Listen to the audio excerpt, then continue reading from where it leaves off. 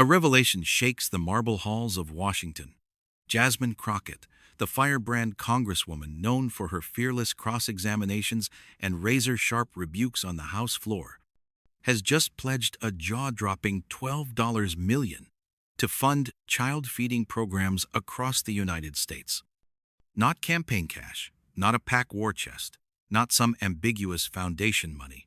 Her own wealth, liquidated and redirected, funneled into one singular mission: no child in America should fall asleep hungry. It sounds impossible, too cinematic, too idealistic for the cynical age of gridlock politics and corporate donors. Yet here it is, stamped in black ink, wired across state lines, dispatched to food banks, after-school initiatives, and school lunch expansions. No child should ever go to bed on an empty stomach. Not in this country. Not on my watch, Crockett declared, standing before a crowded press pool, her voice unwavering even as the camera flashes lit her face with the harsh glare of scrutiny. The air crackled, as if a courtroom verdict had just been read. Was this an act of radical compassion, or a carefully staged gambit in the theater of American politics? You're watching the latest. Make sure to subscribe and tap that like button to stay informed. And behind that question, a deeper mystery. Where does one congresswoman find $12 million to scatter across the nation's soup kitchens and cafeterias? What inspired this moment? Who gains and who loses when generosity collides with political ambition? Before those questions could be answered, Crockett herself delivered a warning shot. This isn't charity.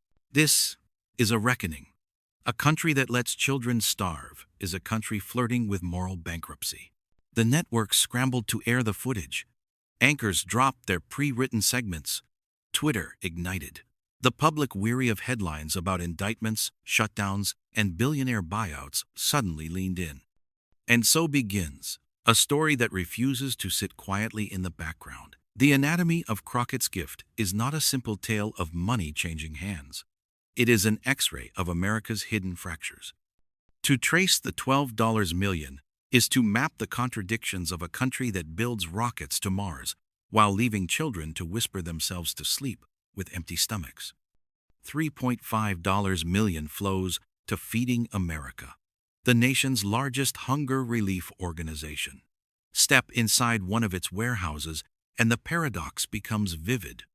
Forklifts navigate between towering shelves of donated cereal and rice. Volunteers tape boxes until their fingers ache. A single distribution hub can ship hundreds of thousands of pounds of food a week, yet the line outside never shrinks. Crockett's money fuels the trucks, but it also underlines a bitter truth. Philanthropy cannot scale fast enough to meet systemic poverty.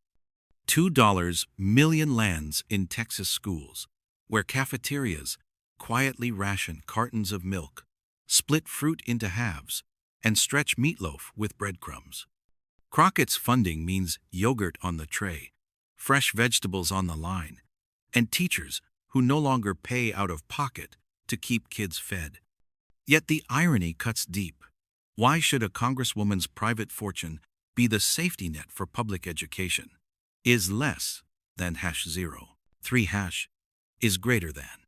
$1.5 million feeds after-school programs in New York City, where children wander home to empty refrigerators. In community centers in Harlem and the Bronx, Crockett's dollars extend hours into the evening.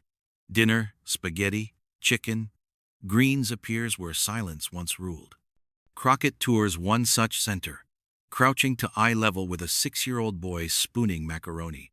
He whispers, "I don't remember the last time I had this much food."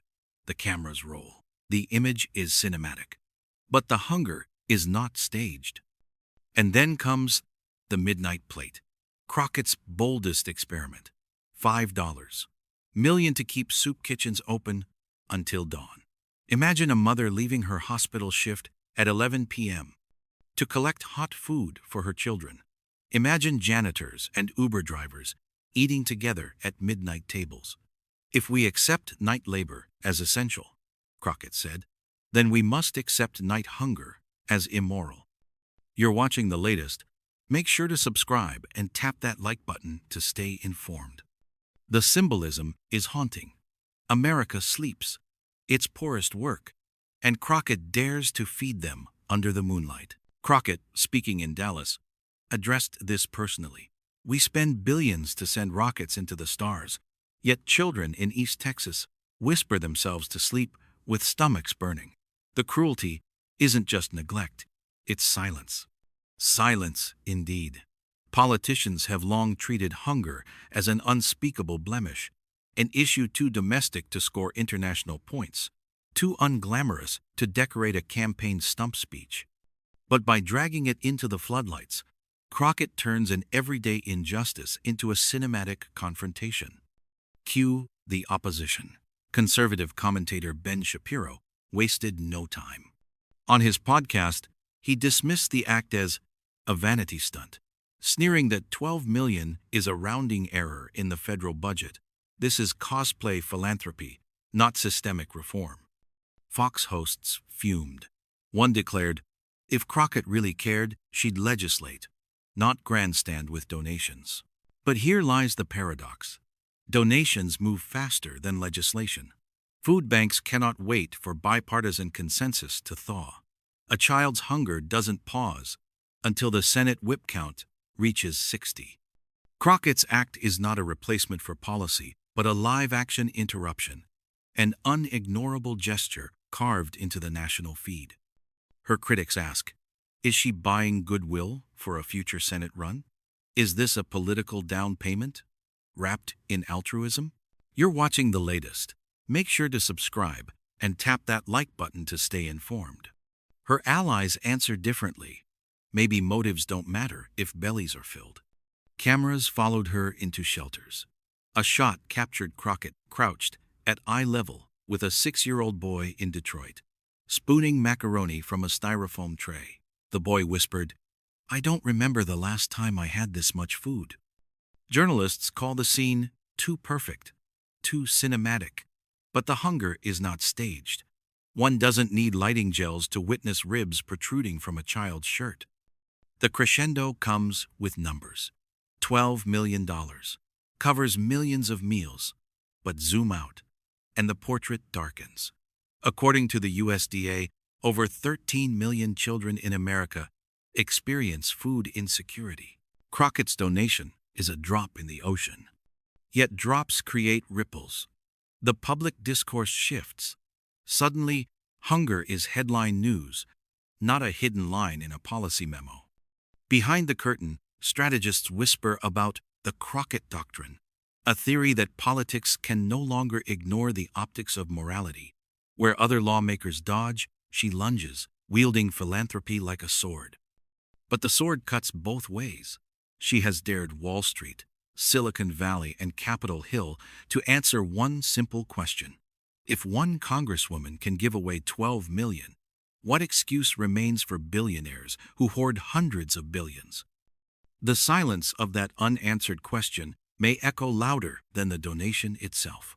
The nation now stands at an awkward crossroads. Some hail Crockett's move as a revolutionary act, a spark to ignite a broader war against child hunger. Others warn it is a dangerous precedent, blurring the lines between personal wealth and political spectacle. But history rarely waits for consensus. Already, other lawmakers are being pressed. Will you match her? Will you contribute? Or will you explain to your voters why one woman acted while you stayed silent? Late-night monologues turn hunger into punchlines, but beneath the laughter is a tremor. The public mood is shifting. For decades, Americans tolerated the contradiction of skyscrapers rising above food deserts. Crockett has torn off that mask, insisting the contradiction is not tolerable, but obscene. And now, the story bends toward its climax.